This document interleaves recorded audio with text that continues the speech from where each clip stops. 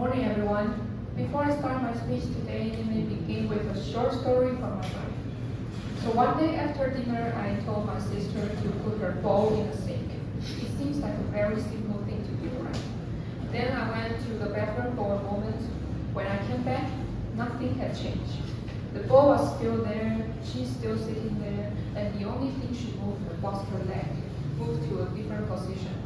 So technically she did move, just not the bowl. At that moment, my first reaction was to blame her. I was like, why are you so lazy? But a situation like this happens to all of us. When something goes wrong, our first instinct is to hide problems, blame someone else, and complain. However, there are some simple but useful habits that can help us deal with problems in a better way.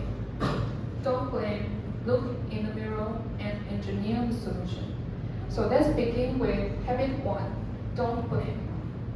Our brain treats blaming the same way as a physical attack, and it triggers the fight or flight response that shuts down our prefrontal cortex, which is the problem-solving part of our brains. So when people feel blame, they often become defensive, and they might deny the mistakes or avoid responsibility. And blaming also destroys teamwork, problem-solving, and learning. If we can stop blaming and start thinking about solutions, people are more willing to admit their mistakes and learn from them. So what should we do? Habit 2, look in the mirror. Most of us are really good at noticing other people's mistakes, but we are not so good at noticing how we contributed to the problem. I'm not saying that every problem is my fault, but before other people will allow you to hold them accountable, they must first see us hold ourselves accountable. So I noticed that it might be because that I hadn't put my own bowl in the sink yet before going to the bathroom, and I didn't notice that she was wearing AirPods then, so she couldn't hear my voice.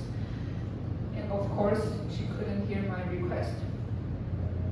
Now, what if the cause of the problem isn't what you think it is? Here comes habit 3, engineer the solution.